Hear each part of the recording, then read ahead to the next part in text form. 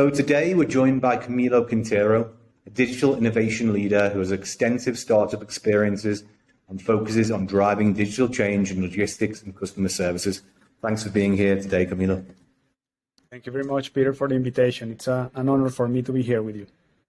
Great. So, Camilo, how has the role of a digital director changed as a direct consequence of the pandemic and the drive of global organizations towards digital transformation? I mean, if there's something constant right now is the change. So for a digital leader or a digital role in any country of the world right now, things are in the middle of a convergence where you have to talk about system knowledge, collaboration, culture, and leadership. Those concepts were not present at the same time in the past. And they were coming together before the pandemic scenario we are living globally. But with the pandemic and the acceleration of the digital efforts in order to enable processes and consider and change the concept from from client to customer experience, especially in our region, that those concepts are now a reality. So the role of a digital director right now, globally, has the pretty same challenges in different escalation markets or size of the markets you are operating with, but the customer journey and the customer expectation is getting to a higher standard at the same moment in all the world. And that for sure changed the role of a digital director if in terms of leadership, culture, collaboration, and systems knowledge. You cannot be just a person leading the transformation of a company from a digital point of view without having knowledge of skills that now you need to have in order to connect those factors. So that is how deep the role has been changing.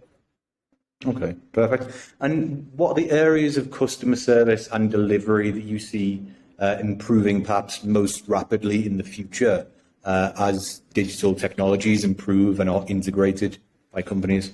That's a very good question, Peter. In the past, we're coming from an economy where you can deliver services in the front and coming from services that were coming from the back. Now you have a convergence of front and back through data are giving us the chance to provide better experience to the customers. Now, you can work for any company in any place of the world, and you can deliver a service from any place to the world to any place on the world. So the delivery process is changing 180% degrees. And that is not going to change. It's going to accelerate that change because now you have the cloud. In the cloud, with a good solution to a deep problem, you can deliver a solution in a lower cost model. And that change in the customer, that change entirely the compensation of the customer service area. That's why the nearshore services are that important, because you can provide services from any place to any place at any time with a standard of quality that in the past was a dream. Okay. And then, the digital transformation is going to require huge amounts of skills that are currently lacking. You've written before about employer-led training and the way it can complement or even perhaps supplant formal schooling in Latin America. Are you able to talk a little more about that?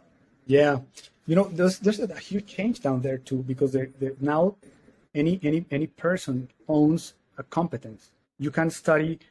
You can study from your room. You can study from the street. You can study from a coffee shop, and you can get access to content that is more applicable to the new reality. Every day, or any time of the day, in any place of the world as well. So, if you check how the companies and corporations in any level are onboarding this situation, you have to talk about collaboration. You have to talk about engage and on a different scenario of contents, because now more than ever we need to talk about facts behind data in terms of how we educate and train our employees and how we are trained as leaders. And that it's an entire different situation.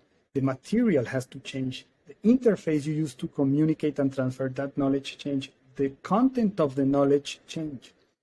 And now, if you have a hybrid model between working on the office and outside the office, in any other place you are sitting and you have access to an interface that you can interact with a customer and with your company, then you have a route to utilize to improve the skills of the person that you are working with. It's the concept, it's changing. Not even, this is my point of view, you are not more an employee, you are a collaborator. It doesn't matter in which moment of your life you are working, you are collaborating with your skills and competences with a company that is solving a problem. And the scale of that company can go from 0 to 100 in less time than in the past. And that speed needs to be included on the way we are transferring knowledge to our customers, strategic allies, and employees and collaborators. And Camilo, another area in which you have a great deal of experience is the e-commerce. Where do you see, Latin American e-commerce? Where do you see the e-commerce markets growing more in Latin America as a result of digital technologies? Yeah, that's a very good question, Peter. There's two scenarios I see. One is the domestic e-commerce, and that is going to rely on the size of the market, right? Brazil and Mexico are huge markets that are growing in different speed right now, but they're growing, and the proportion of growth at a domestic level is very high. So what is going to happen in those markets is that the way you manage the communication and execution of the service with the customer will be a key to drive the growth with a sense of cost, because you can, there's at some point the customers in those big markets want less cost, high speed, or free delivery. Talking about e-commerce, and that is a very delicate formula if you don't tangibilize your service in the customer journey process. So, and there is the other part, because I have been talking to a lot of stakeholders of the e-commerce economy in the region, and if you are a country like, I'm going to mention a couple of countries, Panama or Costa Rica or Ecuador, you have the scale to participate on the cross-border e-commerce, because you're going to find now access through technology to products you can use to improve the customer value proposition you have in your country. That's one way. Or you are part of countries like Colombia, Chile, and Argentina that are mid-sized countries in our region proportion, and they are balancing the cross-border e-commerce it's growing 2 digits with the domestic market. So you have local consume with local products that at some point they didn't have the scale to go domestically important. Now they can through the e-commerce, and they can do the second layer, which is the international cross-border e-commerce. And those countries that are not in the proportion, they are not big in domestic market, they can have a very good products, Peter, very good products, and they can export and move that products through e-commerce platforms that are now a reality in our region. Still a challenge on the bancarization side, but now you see players that the challenging players, stakeholders on the bancarization are doing fantastic things to connect the users with the possibility to consume and sell, and that's not going to stop, Peter. The pandemic scenario increased the speed and the need, but once you consume in that way with a lower cost and a better timing and a lower risk of getting contact in this kind of moment, that is not going to change. You now see players in the countries that are doing micro fulfillment centers, that capillarization of the delivery of the last mile process in the e-commerce is very important, because that is going to increase the possibility to less the cost and the lost products, the percentage of lost products and returns, which is very high still in our region. But we are going in a direction, and I always said that is more likely to the Asian scenario than the US scenario, because we are still in a moment that we can learn from both sides, right? We are in the moment that we can, and we have in Latin America, you have now a momentum of investment. The capital is coming to increase the possibility to grow your startup or your venture.